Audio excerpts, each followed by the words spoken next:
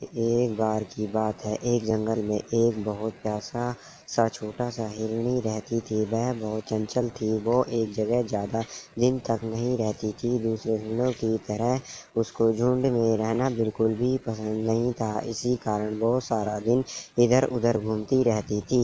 ایک دن وہ ہرنی گھومتے گھومتے ندی کنارے آ پہنچی۔ اس نے سوچا کہ اب وہ بہت تھک چکی ہے، تو اس نے سوچا کہ اب وہ تھوڑا پانی پی کر وہیں کنارے آرام کر لے۔ تبھی شکاری نے جھاڑیوں کے پیچھے سے چھپ کر اس ہرن کو دیکھ لیا۔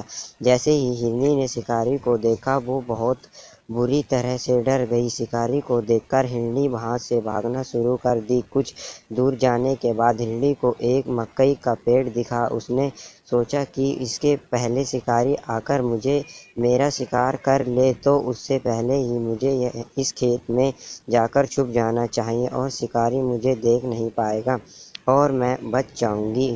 اور اتنا کہہ کر ہرن مکئی کے پیڑ کے کھیت میں جا چھپی تھی۔ مکئی کے پیڑ میں کافی گھنا تھا، جس کے کارن ہرنی بہت آرام سے جا کر چھپی ہوئی تھی۔ شکاری نے اسے بہت کھوجا پر وہ نہیں ملی۔ بہت دیر تک کھوجنے کے بعد ہرنی نہیں ملی تو وہ شکاری بہت تھک چکا تھا۔ ہرنی نے سوچا کہ اب وہ بچ جائے گی اور اس نے سوچا کہ اب تک تو شکاری بھی چلا گیا ہوگا۔ ہرنی بڑے آرام سے مکئی کے پتوں کو کھانے لگی۔ کھیت میں سے آواز سن کر شکاری سمجھ گیا کہ ہرنی اسی کھیت میں چھپی ہوئی ہے۔